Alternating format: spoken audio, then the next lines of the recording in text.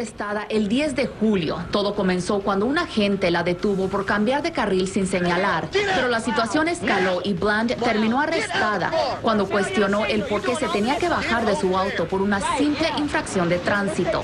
3 días después, Bland fue encontrada sin vida, colgada en una celda, y una autopsia no mostró signos de violencia que señalarían un asesinato. Bueno, allí un video que refiere uno de los tantos episodios que particularmente durante los últimos meses, decimos particularmente durante los últimos meses porque es toda una historia de racismo y de maltrato hacia las comunidades afrodescendientes, la que se ha vivido particularmente en los Estados Unidos. Y es un tema que queremos analizar porque consideramos que cuando se habla en el mundo, en muchos casos, con hipocresía del tema de los derechos humanos, eventos y episodios como este requieren de la atención de nuestra población. Son las 6:15 minutos de la tarde. Vamos a revisar información antes en nuestra pantalla a través de las cuentas que vamos a presentarles. La de la casa, @BTV Canal 8 en Twitter, trae lo siguiente con la etiqueta Chávez, amor con amor se paga. Países europeos rindieron homenaje al comandante Chávez. A propósito del cumpleaños 61 del comandante Hugo Chávez, no solamente en Latinoamérica, sino también en Europa y otras regiones del mundo se han realizado actividades conmemorativas, actividades para celebrar. Avanzamos y podemos mostrarles también más información a través de la cuenta del Canal del Estado, @BTV Canal 8, cuartel 4F abrió sus puertas para celebrar cumpleaños 61 del comandante Chávez. Las imágenes que acompañan esta nota corresponden a la jornada del día de ayer. Amigos, familiares, militantes de la revolución estuvieron presentes en el cuartel de la Montaña, cuartel que sigue abierto durante estos días, durante esta semana. Vamos a ir ahora sí a la información que dará preámbulo a nuestra primera entrevista de hoy. Fíjense, ¿no?, cómo se reseña en algunos portales en internet la noticia que le presentábamos. Mujer de color detenida por una infracción menor de tráfico fue hallada muerta en la cárcel. Investigación de caso o por caso de homicidio. La señora o señorita Sandra Bland. Noticia al Día trae esta información así. Avanzamos para mostrar otra nota, otro portal. Univisión lo presenta de esta manera. Cientos despiden a la afroamericana Sandra Bland durante su funeral. Todo el espacio que se ha dado en medios de comunicación para la reflexión y denuncia acerca de este caso. Y finalizamos nuestro recorrido con el portal de Euronews, que trae lo siguiente. Un policía amenazó a una joven afroamericana que murió en una cárcel de Texas 3 días después. Esto ha causado todo un revuelo, así lo amerita, y vamos de inmediato al análisis de este y otros temas relacionados con nuestro primer invitado. Francisco Tovar está con nosotros de la red de afrodescendientes en nuestro país. Francisco, muchísimas gracias por acompañarnos nuevamente. Otras oportunidades ha estado aquí en el canal. Bienvenido al programa. Agradecido por la invitación que nos hace, Luis. Ya hace casi un año estuvimos acá en agosto pasado y justamente tocamos el tema de autoasesinato de Michael Brown. Correcto. Desde ese entonces hasta acá han habido una serie de asesinatos, todos impunes, desafortunadamente, que nos recuerdan que hay unos que son más iguales que otros en Estados Unidos. Sí. Por ejemplo, el caso del señor Edward Gardner, quien murió asesinado por una llave aplicada al cuello por un policía en Nueva York. El caso del joven Trayvon Martin, ya en el año 2012, como lo mencionamos, también fue asesinado por ser afrodescendiente, tenía una capucha puesta y fue confundido con un delincuente. El caso de Sandra Bland en este momento. Entonces, hay una serie de casos que son siempre noticia y lamentablemente muestran a los afrodescendientes en condición de víctimas. Francisco, ¿qué está pasando? Este tipo de situaciones en Estados Unidos ha venido incrementándose durante los últimos meses, o simplemente siempre ha sido así y ahora tienen más atención de los medios de comunicación, o ahora con el tema de las redes sociales esto tiene de algún modo más impacto, más trascendencia. Lo segundo efectivamente, porque el hecho es que esta política, porque consideramos que es una política desde el punto de vista en que los funcionarios públicos del Estado agreden a los afroamericanos. Entonces hay alineamiento y eso ha ocurrido desde hace muchos años. Entonces, la diferencia hoy en día, en el siglo XXI, como yo lo mencionaba, las tecnologías de la información y comunicación hacen que sea posible que nos demos cuenta de esas aberraciones, porque si te das cuenta, por lo general, los medios de comunicación de masas, de los principales, no le dan tanta relevancia a la información. Son siempre las redes sociales las que nos hacen saber casos como este y otros más que lamentablemente quisiéramos dar a conocer, pero son tan escabrosos que no podemos mencionarlos. Hay un hecho inédito en la historia contemporánea de los Estados Unidos, hecho que tiene un significado. Hay un presidente afrodescendiente en los Estados Unidos desde hace ya casi 8 años. Está en pleno desarrollo de su segundo periodo presidencial, el señor Barack Obama. Y uno supone que ese hecho inédito y tan trascendente debió tener de algún modo unas consecuencias dentro de la sociedad norteamericana, consecuencias en términos positivos, es decir, para las comunidades afrodescendientes, que eso de algún modo significara un avance y una reducción de este tipo de hechos de violencia. Pero parece que poco o nada ha cambiado, o sí, a propósito de que Estados Unidos ahora tenga un presidente afrodescendiente. Ya se ha mencionado antes que Barack Obama no responde a los intereses de la comunidad afroamericana. En la práctica no podemos decir que sea un afrodescendiente, en tanto y en cuanto este término aplica a quienes somos herederos de la trata de esclavistas, de esclavos africanos en el siglo XVI. Quienes somos herederos de esa carga histórica somos afrodescendientes. Pero él no viene de esa lucha, no viene de ese origen. Él es hijo de un padre keniano y una madre hawaiana, de una clase pudiente, ambos, y no está vinculado con la condición afrodescendiente per se. Entonces mal pudiera él sentir identificación con una causa que le es ajena. En la práctica es simplemente un constructo, como bien decimos en cada reunión a la que vamos, de la oligarquía estadounidense.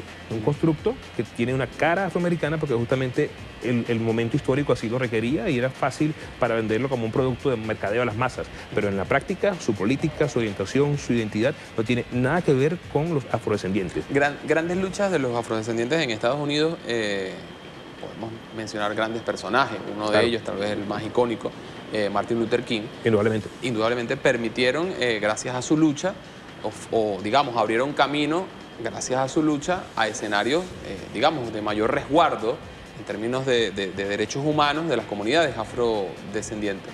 Ahora, situaciones como las que estamos viendo durante estos meses, como la de esta joven Sandra Bland, no han despertado en las comunidades de Estados Unidos sentimiento de defensa.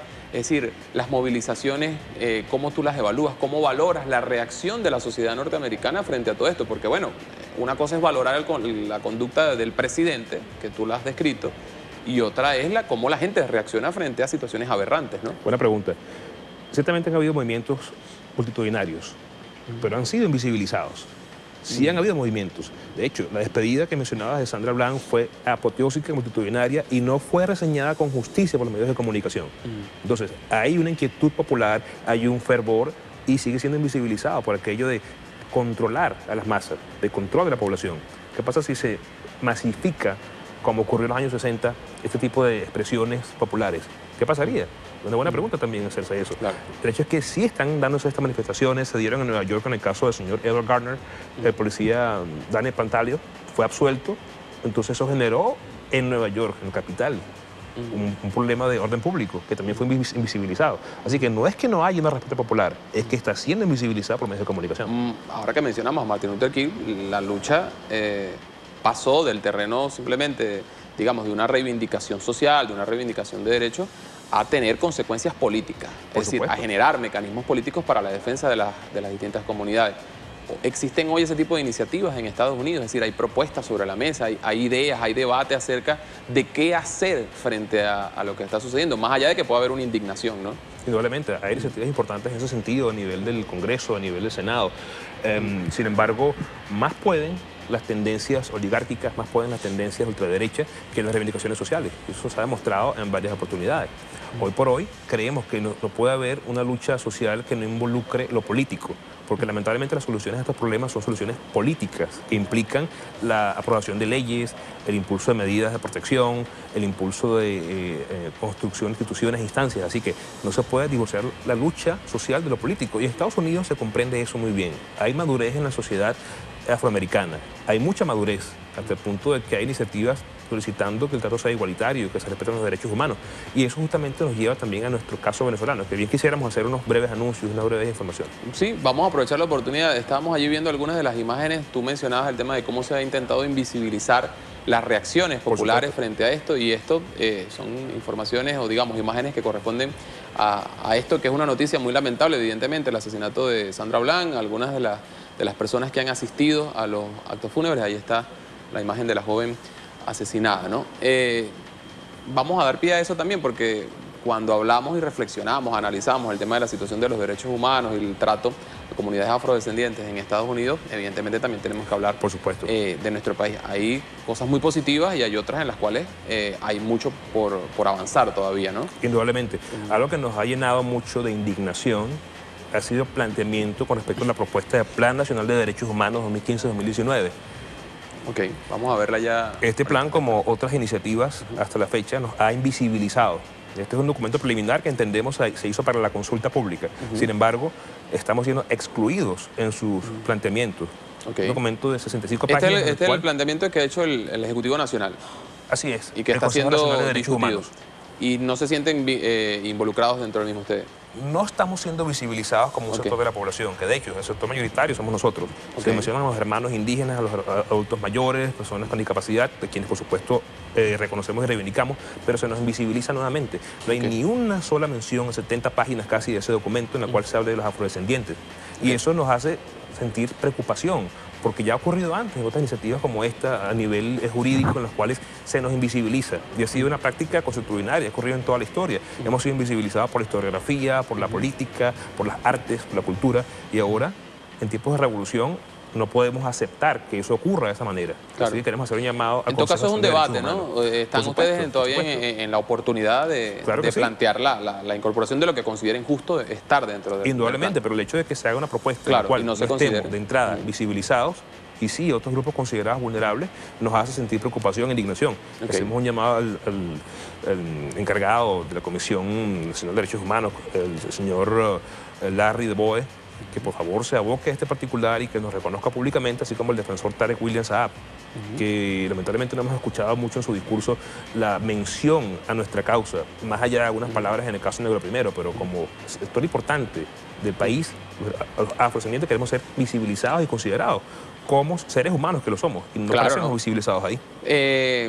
Ahora que tú mencionas ese tema del plan de derechos humanos, que de hecho hoy hubo una jornada especial de abordaje del mismo, entiendo que está abierto el debate en todo el país, ¿qué plantearían ustedes? Es decir, ¿en qué términos debería plantearse dentro de este plan, de la redundancia de derechos humanos, el trato para la comunidad afrodescendiente? Excelente. En la sección que habla sobre las líneas estratégicas, bien pudiéramos incluir un elemento que considere transversalizar las políticas públicas con enfoque étnico afrodescendiente. Es decir, que se consideren las políticas públicas en temas de seguridad, en temas de atención médica, en temas de educación, el enfoque étnico afrodescendiente. Por ejemplo, en el tema de la salud, muchos no saben que los afros nos informamos de forma distinta a otras etnias. Hay condiciones cardiovasculares que son distintas en nuestro caso, que nos hacen proclive a ciertos medicamentos. Entonces, eso tiene que abordarse desde el punto de vista étnico, no porque queramos establecer una diferencia, sino porque la naturaleza, la sociedad y la cultura así lo establecen. Somos diferentes y merecemos un trato diferente para nuestro desarrollo de parte del Estado venezolano. Eso, digamos, ¿cómo se practica? ¿Cómo se come? Podría decir alguien por ahí. ¿En qué condiciones concretas puede aplicarse? Por ejemplo, el Ministerio de Salud bien pudiera introducir políticas públicas orientadas a la atención de los afrodescendientes en función de su ubicación geográfica. Hay zonas en las cuales el clima, las condiciones climatológicas establecen ciertas patologías que no se ven en otras zonas.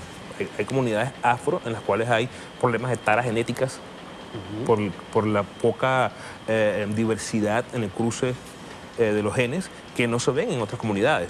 Entonces son problemas que requieren un enfoque étnicamente diferenciado y el Estado tiene que reconocer eso. Por eso sugerimos en ese apartado de línea estratégica que se considere la política pública transversalizada, que transversalice todos los elementos del Estado, pero con la visión étnica. Y eso es importante en este contexto, porque estamos en el marco del decenio afrodescendiente, un periodo de 10 años, donde que Naciones Unidas combina a los estados justamente a eso, a tomar medidas y políticas públicas para que se reivindiquen los derechos afrodescendientes. ¿Qué otros elementos mencionarías tú para avanzar justamente en el cumplimiento de esos grandes objetivos? Es decir, tú lo mencionas, para una sociedad venezolana cuyos valores rigen hoy desde el gobierno son los de la revolución bolivariana, una revolución que además plantea el socialismo como forma de convivencia. Eso tiene unas implicaciones en lo práctico para la justamente forma en la cual nos relacionamos como sociedad. Y siendo la comunidad afrodescendiente una comunidad tan amplia en el caso venezolano, además, pero con valores y características muy particulares, ¿de qué otros mecanismos puede valerse el Estado venezolano para generar justamente garantías plenas a la comunidad? Excelente que lo digas. Palabra clave: pragmatismo, lo práctico, porque cada vez que se aborda el tema afrodescendiente se peca de romántico, de idealista, la esclavitud, pobrecitos, los negritos, hay que reivindicarlos, pero no se toman medidas específicas, concretas, que cambien esa realidad. Hoy por hoy seguimos sufriendo el rezago social, la exclusión social, producto de la colonización, de la forma en la cual se estableció la sociedad, con una pirámide en la cual la base son indígenas y afrodescendientes en su mayoría, y la pirámide son blancos, caucásicos. Entonces, esa forma de hacer sociedad, de hacer país, de hacer patria, sigue pesando sobre nosotros. Seguimos siendo quienes estamos en las zonas de miseria, pobreza extrema, quienes estamos en mayoría en las cárceles. Entonces queremos ser sinceros en ese sentido. ¿Cómo somos pragmáticos para reivindicar a los afrodescendientes? Aprobando medidas que nos favorezcan directamente, becas específicas para jóvenes afrovenezolanos, instituciones específicas para jóvenes afrovenezolanos, instancias de poder afrovenezolanos, un ministerio. Nos haría falta. Hay un ministerio indígena del cual celebramos y aplaudimos, pero ese grupo étnico de nuestros hermanos es una gran minoría en comparación con los afrodescendientes. ¿Por qué no hay un ministerio afrodescendiente? Bien pudiera haberlo, bien queremos que haya un ministerio afrodescendiente, queremos ser empoderados, porque somos una mayoría. No tenemos poder, pero somos mayoría. Somos el 54% de la población venezolana.